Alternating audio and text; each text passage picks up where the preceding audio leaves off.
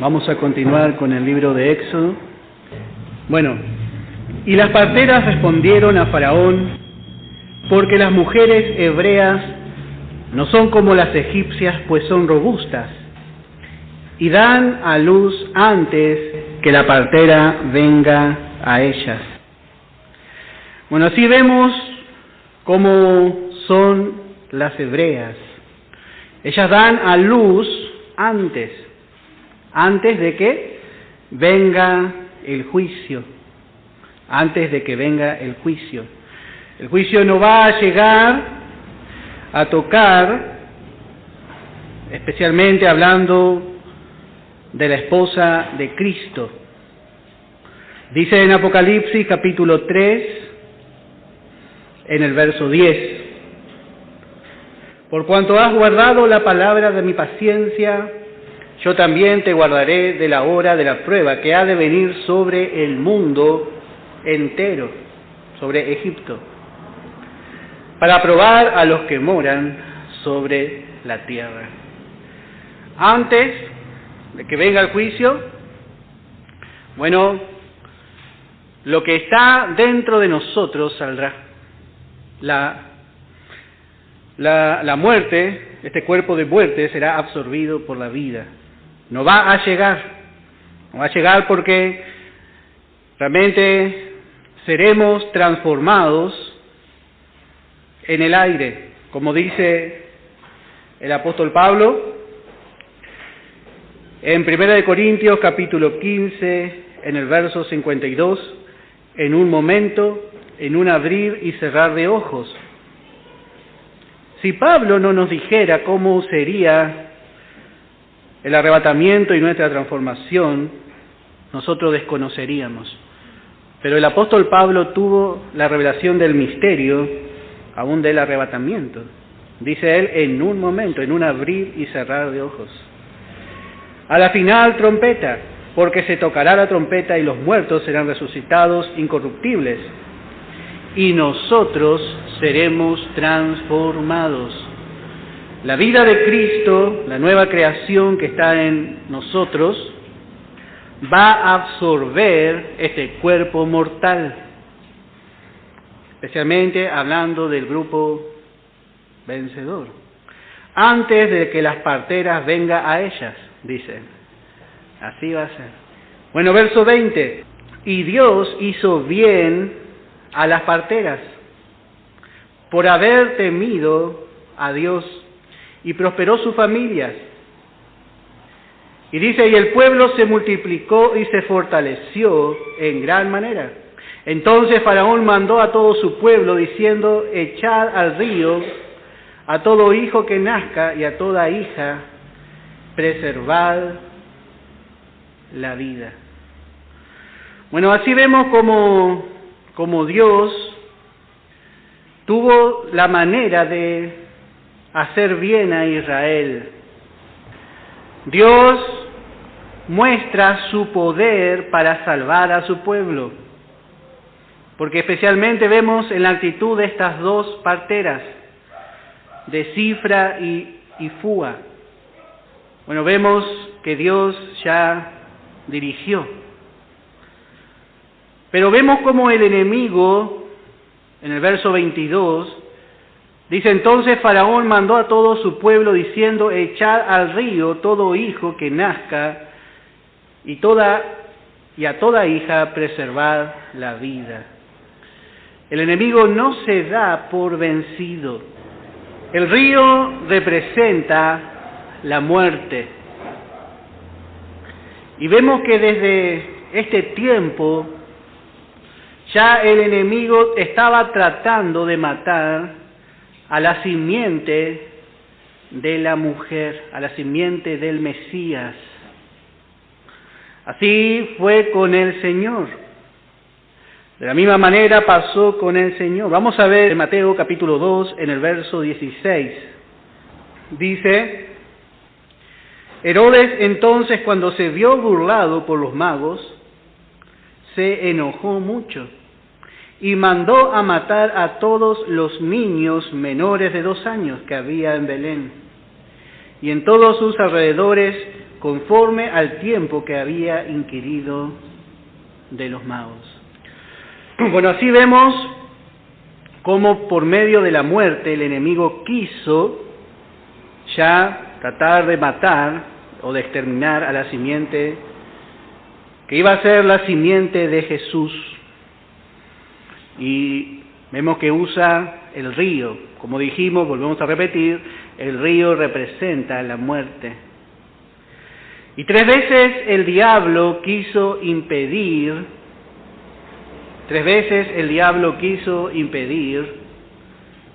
esto usando la muerte. Vamos a ver en Segunda de Crónicas, capítulo 22, tenemos un caso más.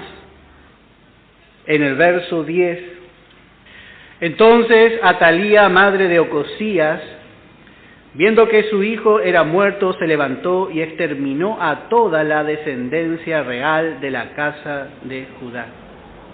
Acá vemos a esta mujer, se levantó inspirada por el diablo para tratar de exterminar toda la descendencia real de la casa de Judá. Y sabemos que de esta casa iba a nacer el Señor.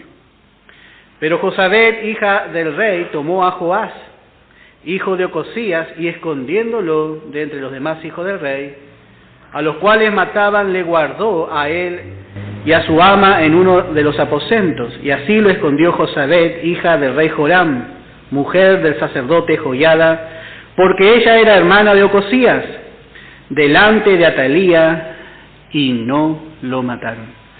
Así que vemos con Moisés, vemos aquí por medio también de esta mujer Atalía, y vemos con el Señor. 3 veces el enemigo quiso tratar de que el plan de redención no se cumpla, porque si el Señor Jesús no nacía, no había redención.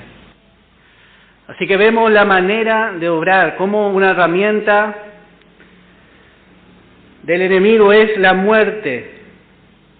Satanás agota todas sus armas, todo su poder, y solo realmente con su poder puede llegar hasta el sepulcro, hasta que el Señor Jesús crece y a la edad de 33 años de su voluntad sube a la cruz y se cumple este deseo que tanto tenía Satanás de matar a la simiente divina. Ahí se cumplió. Pero en esa misma muerte Dios estaba obrando la obra de redención. Así que no importa el poder de Satanás tanto. A veces nosotros nos preocupamos por el poder de Satanás. Estamos muy preocupados a veces. Pero Dios utiliza ese poder para hacer bien y para cumplir sus propósitos. Dios utiliza a Satanás. Al final y al cabo, Satanás solamente hace lo que está determinado por el propósito de Dios. Y eso es lo que nosotros encontramos en este capítulo 1, lo que sobresale es el poder de Satanás. Eso es lo que sobresale en este capítulo 1. Pero ahora en el capítulo 2 vamos a encontrar que sobresale el poder de Dios y sobresale también el poder de la fe. En el capítulo 1 vemos que lo que sobresale es el poder de Satanás.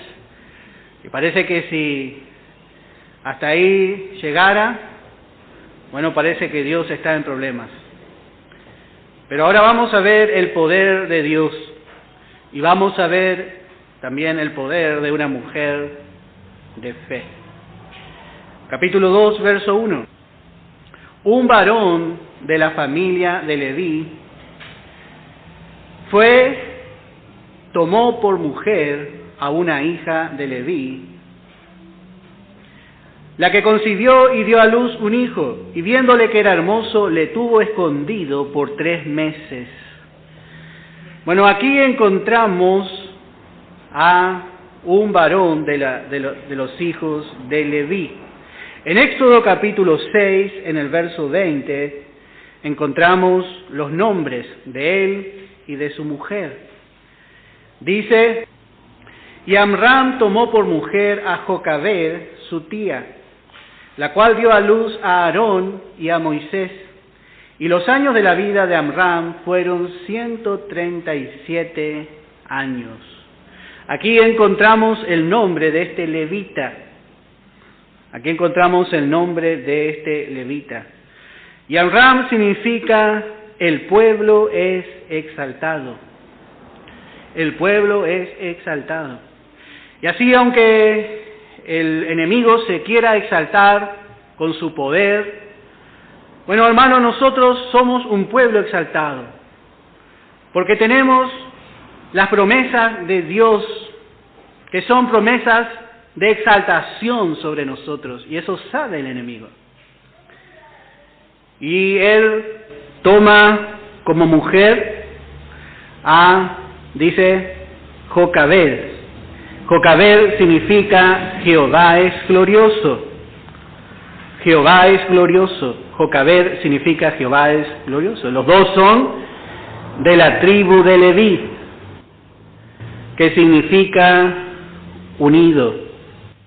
Y esto nos muestra, nos da una imagen de Cristo unido a su pueblo. Cristo unido a su pueblo.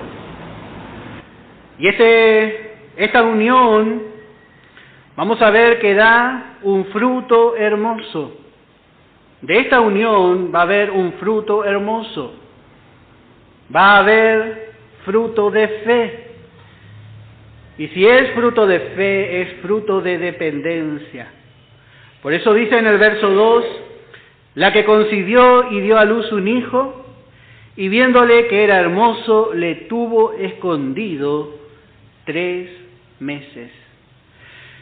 Bueno, ¿para qué madre su hijo no es hermoso? ¿No? Parece que la Biblia acá dice algo que es muy común, viéndole que era hermoso.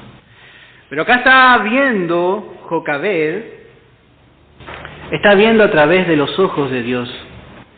Ella vio que en Moisés había un propósito, por eso era hermoso.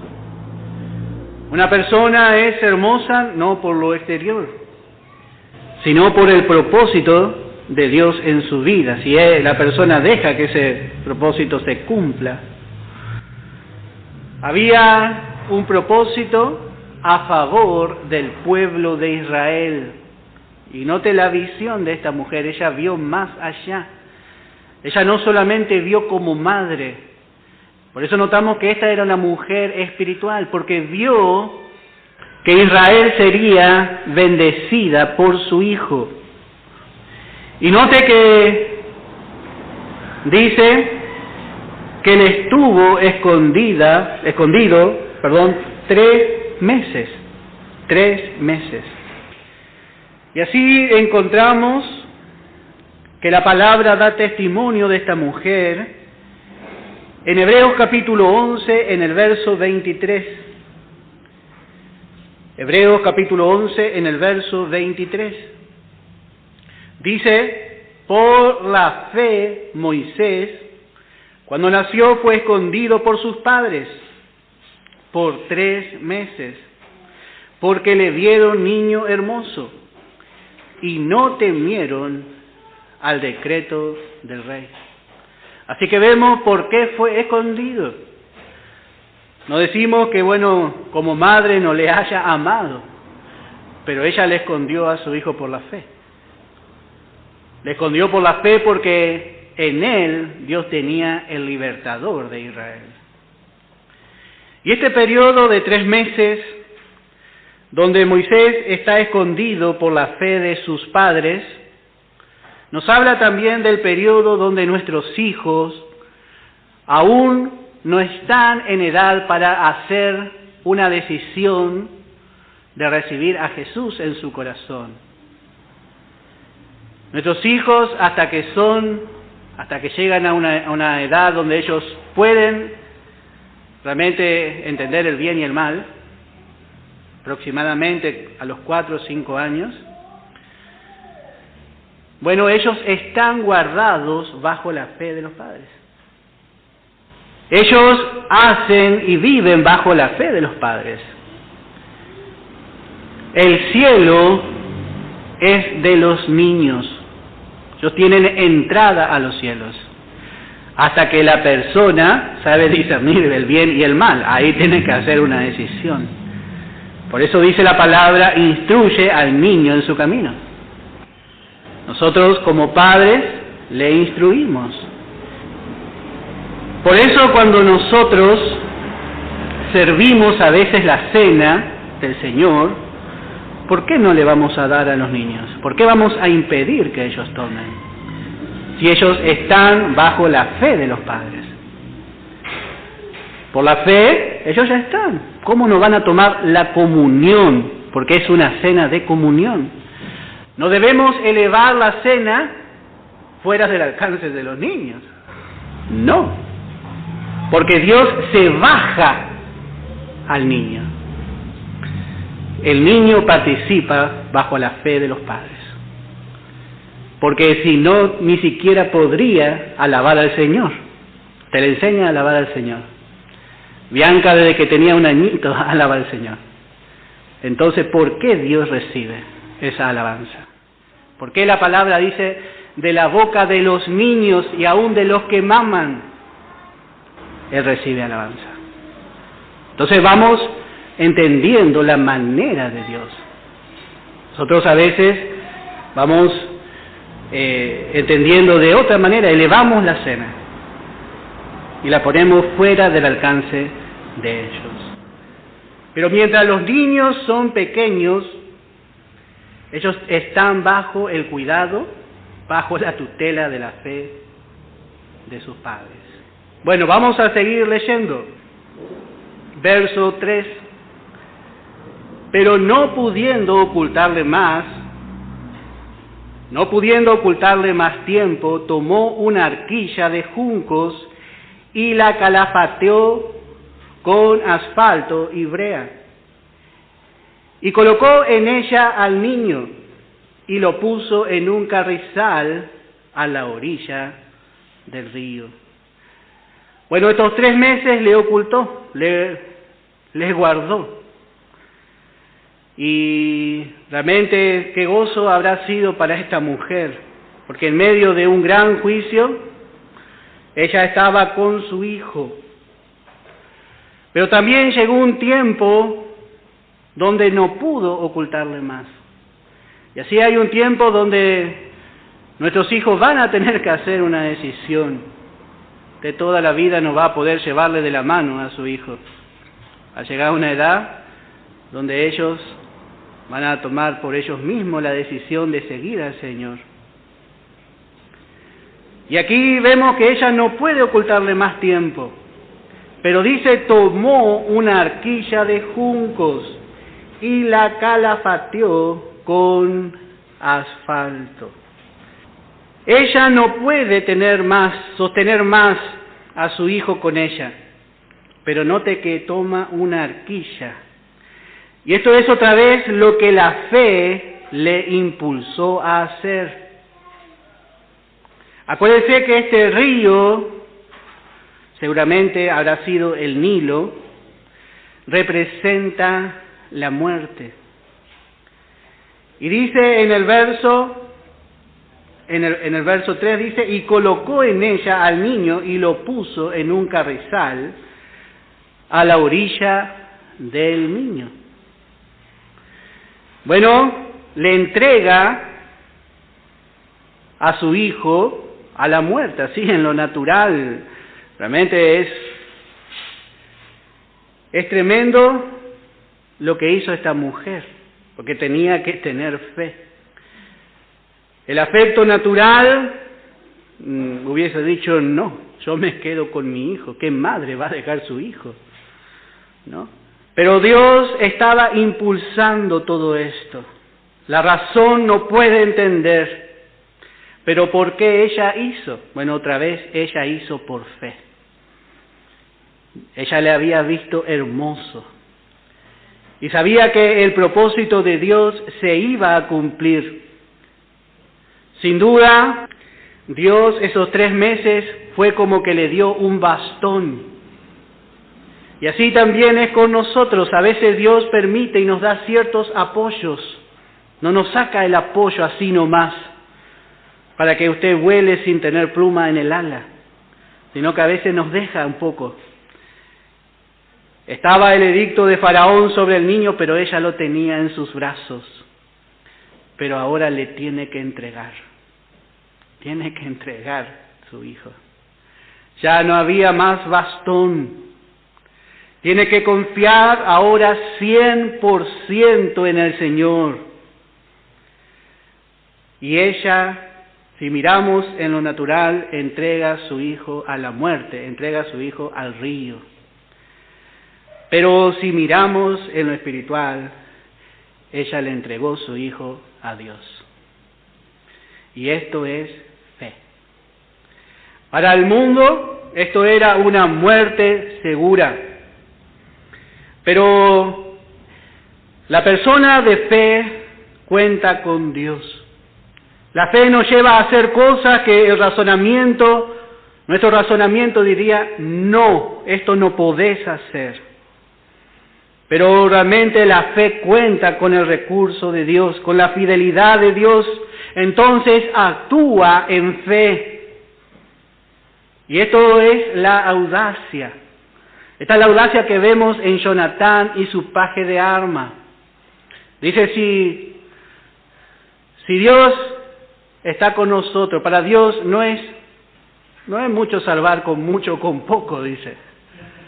Así dice la fe y la esperanza, juntas ahí, van. Esa es la audacia. Y fueron y le hicieron frente a los filisteos, enemigos temibles. Ellos dos nomás tenían armas, pero son armas de fe. El diablo no teme a nuestra capacidad. El diablo no teme a nuestra inteligencia. El diablo no teme a nuestra billetera. No. Pero sí el diablo teme a la fe. Una persona de fe tiene todos los recursos celestiales a su favor. Y de esto nos vamos dando cuenta a medida que caminamos con el Señor, hermano. A Dios no le falta recursos.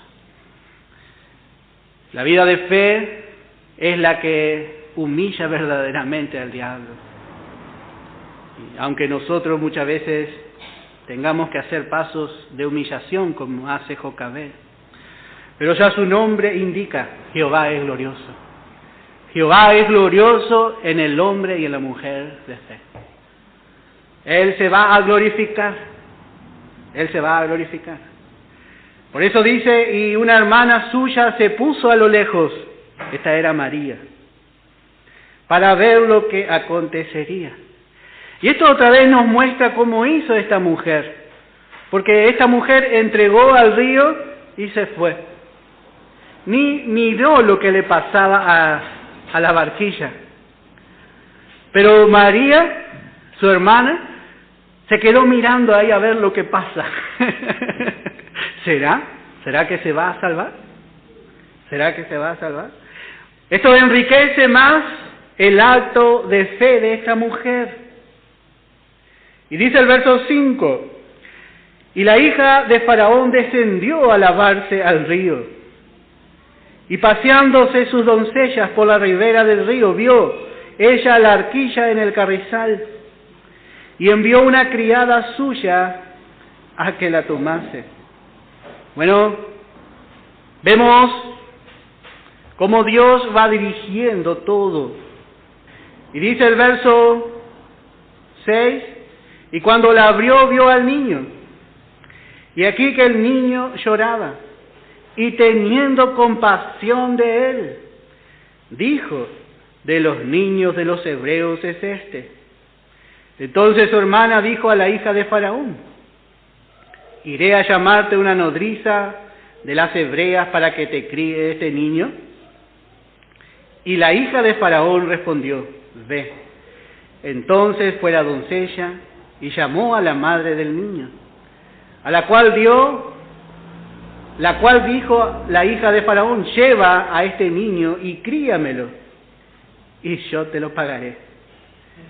Y la mujer tomó al niño y lo crió. Hermano, a veces parece que vamos a pisar el agua. Usted está loco con lo que está por hacer. Pero la fe tiene su recompensa. Frente al poder del enemigo está el poder de Dios.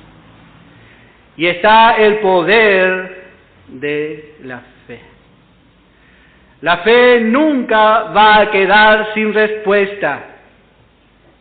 El poder de la fe. Y vemos la providencia de Dios que no desampara a esta mujer. Dice en Nehemías capítulo 2 en el verso 8. Me gusta esta declaración que hace este hombre de Dios. A veces nosotros decimos, qué casualidad. Pero la fe no ve así. Vaya a decirle a un hombre de fe, qué casualidad.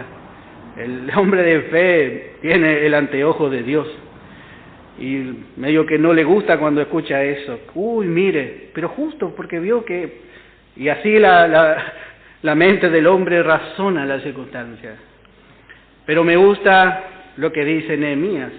Dice en el capítulo 2, en el verso 8, y carta para Asaf, guarda del bosque del rey, para que me dé madera para enmaderar las puertas del palacio de la casa, y para el muro de la ciudad, y la casa en que yo estaré.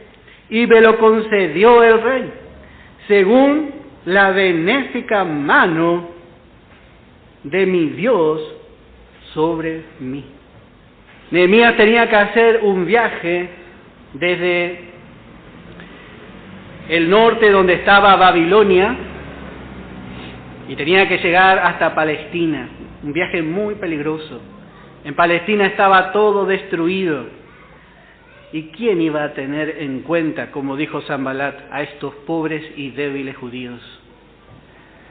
Pero dice, y me lo concedió el rey, según la benéfica mano de mi Dios. Note la manera de hablar. Saúl dice, tu Dios, le decía a Samuel. Y qué feo que suena eso. La verdad que suena tan feo, era su Dios. Pero dice, mi Dios, mi Dios. Y así es cuando nosotros actuamos en fe. La benéfica mano de Dios, su poderoso brazo está sobre nosotros. Y eso realmente debe darnos aliento a nosotros. Porque de esa forma, hermano, vamos conociendo a nuestro Dios. Realmente, hermano, qué manera de hablar de Nehemías. Y vemos cómo Dios obró a su favor. Y así que realmente vamos conociendo al Señor. El apóstol Pablo dice en Filipenses capítulo 4, dice en el verso 19, mi Dios pues suplirá todo lo que os falta, conforme a sus riquezas en gloria en Cristo Jesús. En la circunstancia vamos aprendiendo que la mano de Dios, cuando nosotros confiamos en Él, cuando podemos poner sobre Él nuestra carga, bueno, vamos conociendo. ¿Cuántas cosas habrá conocido Pablo durante su ministerio? Y ahora le dice a los filipenses, mi Dios que me suplió, mi Dios que me guardó, mi Dios que me sostiene, ese mi Dios, le dice a los filipenses, mi Dios, ese mismo Dios suplirá también a ustedes todo lo que os falte, conforme a sus riquezas en gloria. Porque la fe ve que las riquezas en gloria son nuestras. ¿Cómo son nuestras? Por la fe. El hombre de fe, hermano, la mujer de fe, tiene un valor para Dios que no tiene precio. Realmente un hombre, una mujer de fe. Y sabemos que la fe es algo precioso porque ya no abunda. Pero hermano, crea la palabra de Dios. En la circunstancia, aun cuando el enemigo diga no hay solución, acuérdese de la benéfica mano de Dios sobre usted. Primera de Pedro, capítulo 5, verso 7.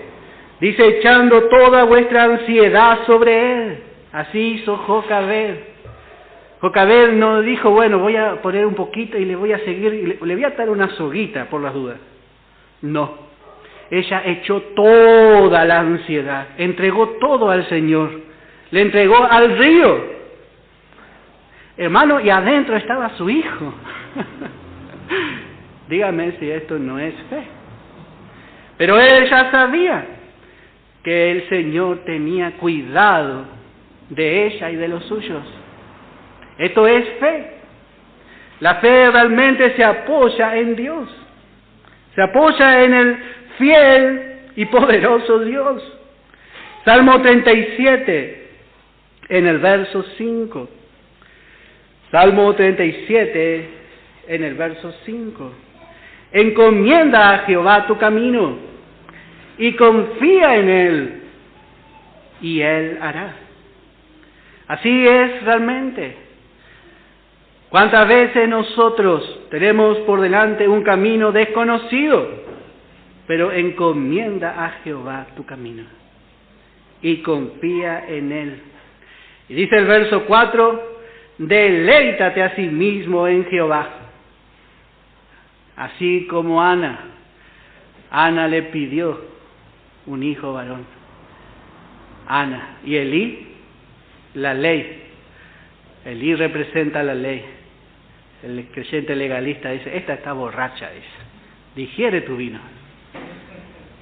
Pero ella tuvo la misma visión que Jocabed, porque pidió un hijo varón, porque ella vio la necesidad del pueblo, y lo dijo para que él sea nazareo. ¿Y cuánto Samuel fue de utilidad a este pueblo rebelde? Pero vemos que ella, cuando se levantó, no estuvo más triste. Realmente se sacó la mochila y le dejó al Señor. Y así es, hermano, cuando nosotros actuamos en fe. La fe no tiene nada que ver con el sentimiento humano. El sentimiento humano muchas veces es de tropiezo, estorbo. La fe cuenta con el recurso de Dios, cree la palabra y nada más. Y así vemos que tuvo su recompensa. Vemos acá, como dijimos, el poder de Dios y el poder de la fe. Sí. Verso 9. La cual dijo a la hija de Faraón, lleva a este niño, críamelo y yo te lo pagaré. Y la mujer tomó al niño y lo crió. Así que vemos a nuestro Dios. Él nunca perdió. Él nunca perdió. Y Él nunca va a perder. A veces estamos preocupados, pero Él va a humillar al enemigo. Y lo más precioso, ella le entregó y Dios le devolvió. Y encima le dice, yo te pagaré, dice, para que lo críe. ¿Y de dónde iba a salir el dinero? De las arcas de Faraón. Este hijo que tanto el enemigo quería matar. Bueno, él iba a tener que pagar para que se críe guardado, bien guardado. Bueno, hermano, así es cuando hacemos responsable a Dios. Dios va a obrar y el enemigo va a quedar confundido. Y cuando el niño creció, verso 10, ella lo trajo a la hija de Faraón, la cual lo prohijó. ¿Y esto qué quiere decir? Que Moisés no solamente llegó a ser guardado, no solamente Dios se lo devolvió a su madre,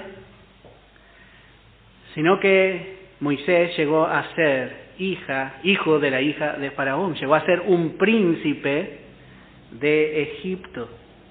Lo prohijó. Esto quiere decir que Faraón no solamente le pagó a la madre de Moisés, sino que él pagó por su educación, él pagó su comida, él lo educó para que sea un día el rey de Egipto, para que un día él reine.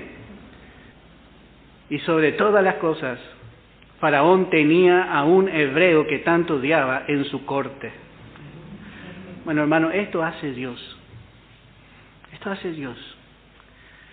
Tan fuerte, tan malo que se mostraba este hombre. Tan terco, a veces parece así. Pero dice el Salmo 76, en el verso 10. Salmo 76, en el verso 10. Dice, ciertamente la ira del hombre te alabará, y tú reprimirás el resto de las iras. Así a veces pasa. ¿Cuántas veces pasamos, hermano, por la ira del hombre? ¿Quién eres tú para que tengas temor del hombre, que es mortal? A veces los hombres se levantan, persiguen a los hijos de Dios, pero no le puede ir bien, porque Dios pelea por su pueblo. Deje que ellos hagan, pero usted espere en fe, porque Dios va a trabajar. Dios, toda su providencia ya está en acción. Y usted va a ver, si usted espera en fe, si nosotros esperamos en fe, vamos a ver la mano de Dios. Y bueno, esta mujer, la hija de Faraón, lo prohijó y le puso por nombre Moisés. Moisés, que significa sacado de las aguas, sacado de las aguas. Y representa al Señor Jesús. Como vemos, Moisés llega a ser un tipo del Señor Jesucristo. También ya desde su nacimiento, el enemigo procuró su muerte. Pero también el Señor fue sacado de la muerte. Él fue sacado de la muerte. La muerte, el sepulcro, no le pudo contener. El Señor es como Moisés. Fue como Moisés. Dice en 1 Corintios capítulo 15, y dice en el verso 55, ¿dónde está, oh muerte, tu aguijón? ¿Dónde, oh sepulcro, tu victoria? Porque el Señor estuvo 3 días en el sepulcro. 3 días el Padre le entregó, porque Él mismo se entregó de su voluntad.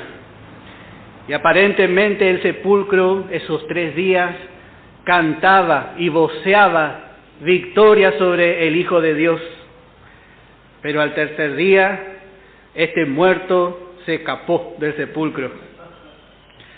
Y ahora dice, ¿dónde está, oh muerte, tu aguijón? Y así era realmente con nosotros. Nosotros íbamos en un curso de muerte.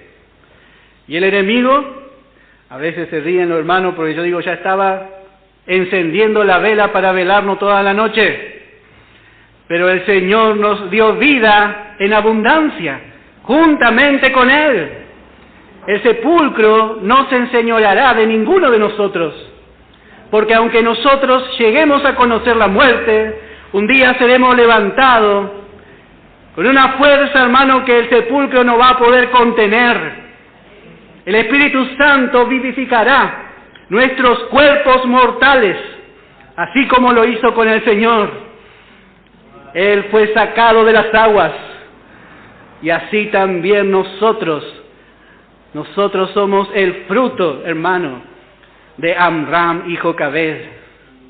Así será con nosotros, aleluya. El Señor, hermano, venció la muerte. Por eso dice hoy, verso 57, más gracias sean dadas a Dios, que nos da la victoria por medio de nuestro Señor Jesucristo.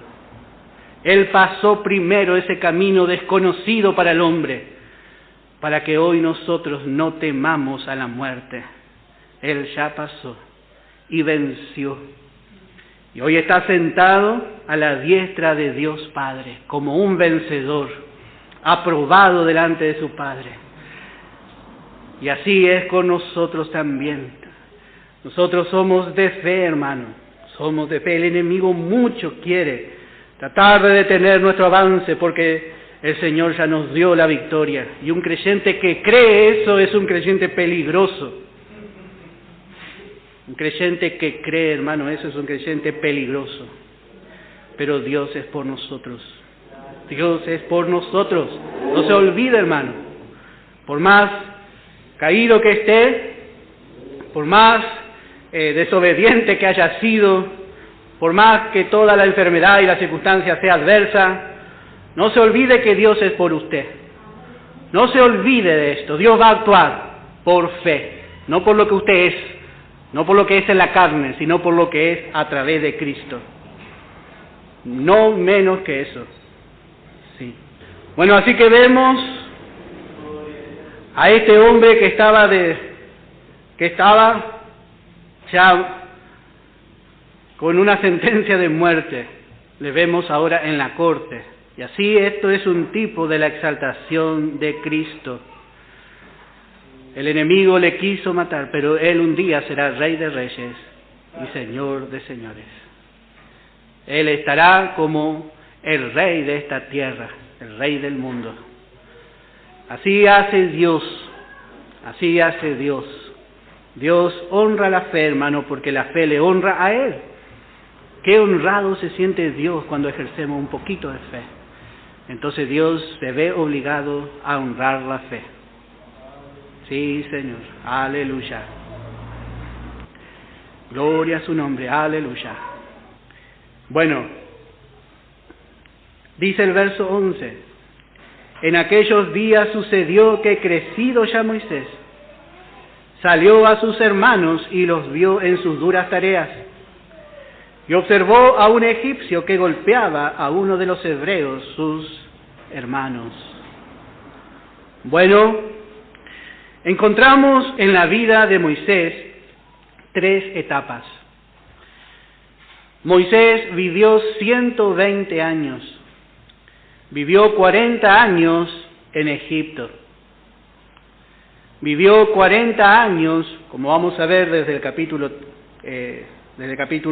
2 en adelante,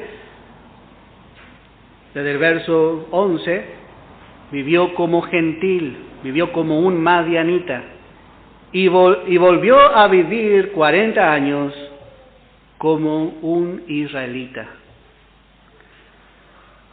Así que vemos 3 etapas. Y especialmente estas 2 primeras etapas Dios utilizó para formar el carácter de Moisés.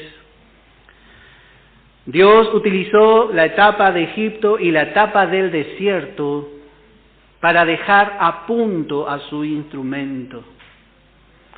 Estos 40 años que pasó en Egipto fue alimentado y educado, fue cuidado por Faraón. Pero esta instrucción que recibió allí no iba a ser totalmente completa para que él pueda salir, no iba a ser suficiente para que él pueda salir a la obra. Por eso lo que encontramos es que en total Dios tardó 80 años en preparar a Moisés. A veces nosotros decimos, ya quiero ser pastor, yo ya quiero ser evangelista, quiero ser maestro. Y estamos quizás 10, 20 años y ya nos sentimos grandes. Pero siempre me admiro, hermano, 80 años. Yo miro mi vida, hermano, cuánto me falta aún. Yo sé que me falta mucho, hermano. Y doy gracias a Dios por su misericordia, porque en su misericordia puedo compartir con ustedes. Pero, hermano, no debemos apurarnos para salir a la obra. No debemos apurarnos. Dios no está apurado. Dios no está apurado. A veces para nosotros que se nos deje sentado un mes es mucho. No queremos estar sentados. Pero Dios no quiere que salgamos y fracasemos. Porque esto es lo que vamos a ver ahora en la vida de Moisés. Él tenía el llamado. Dios ya había declarado. Pero lo que vemos es que Moisés sale antes de tiempo. Dice la palabra en Primera de Timoteo, capítulo 3, en el verso 6. Primera de Timoteo, capítulo 3, en el verso 6. Dice, no un neófito. No sea que envaneciéndose caiga en la condenación del diablo. ¿Qué es un neófito? Es uno nuevo. Uno que es recién convertido. ¿Y qué pasa cuando el instrumento es nuevo y bueno, Dios permite que salga? Él ve realmente como si fuese Él el que hace la obra. Así pasó con Satanás. Dice, no tiene que ser neófito para que no caiga en la condenación del diablo. Dios creó a Satanás perfecto y ya de repente ya salió recibiendo gloria. Entonces él tenía que alabar al Señor, poner sus ojos sobre el trono de Dios y alabarle. Pero él empezó a mirarse a sí mismo. Qué lindo que predico eso. Ahí estamos perdidos, hermano. Qué necesaria es la humillación y cómo no le gusta a nuestra carne. Pero que el Señor nos humille, hermano. Si el Señor le humilla, si no le reconocen, si nadie ve el valor en su vida, es porque está en buen camino. Ese es el camino de Dios. No espere que le palmeen. Y dé gracias a Dios si le palmean con buen deseo, porque después están los que le lisonjean. Y la lisonja es veneno para el obrero de la gracia. Este mensaje no se predica porque le palmeen, porque le aplaudan, porque le lisonjeen. Se predica por llamado. Y el Señor nos mantiene en humillación, hermano. Para que podamos realmente dar gloria al Señor. Que el Señor reciba toda la gloria. No podemos salir sin que el Señor nos haga realmente dependientes de Él. Debe aprender lección tras lección. Entonces ahí a veces fracasa el que va a ser obrero y se levanta. Conoce la gracia de Dios. Sabe que Dios es misericordioso. Entonces eso le va ayudando porque va a encontrar mucho caso en la obra. Y mire si sale a medio cocinar, va a andar condenando a los hermanos por ahí, o va a exigir que se le diga pastor o que se le trate como uno mejor que o sobre la grey. No tiene que ser así. Somos servidores de Dios. Por eso la humillación, hermano, es buena. Él tenía 40 años ya y él quiso salir. Dice, en aquellos días sucedió que crecido ya Moisés salió a sus hermanos y los vio en sus duras tareas y observó a un egipcio que golpeaba a uno de los hebreos, sus hermanos. Entonces miró a todas partes y viendo que no aparecía a nadie, mató al egipcio y lo escondió en la arena. Al día siguiente salió y vio a 2 hebreos que reñían. Entonces dijo al que maltrataba al otro, ¿por qué golpeas a tu prójimo? Y él respondió, ¿quién te ha puesto a ti por príncipe y juez de nosotros? ¿Piensas matarme como mataste al egipcio? Entonces Moisés tuvo miedo. Hermano, Moisés tenía el llamado del Señor. Y note que él vio la necesidad, porque él vio que un egipcio golpeaba a uno de los hebreos, sus hermanos. Él tuvo un buen sentir, pero el problema es que él salió antes de estar preparado y usó armas carnales. Porque el creyente que ya conoce al Señor, que caminó con el Señor, sabe que no se tiene que enredar con armas carnales. Es lo peor que un obrero puede hacer. Porque ¿cómo va a salir una vez que se hizo, no sé, esa palabra que se dice, en Bolleré. ¿Cómo salimos, hermano? Entonces tenemos que usar armas espirituales. Porque, hermano, la obra no es fácil. Muchas veces vamos a tener que perder la razón. Muchas veces, hermano, para que la obra continúe adelante. Y eso no aprendemos así nomás.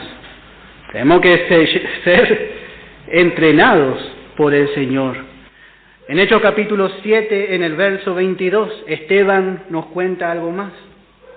Dice: y fue enseñado Moisés en toda la sabiduría de los egipcios, y era poderoso en sus palabras y obras.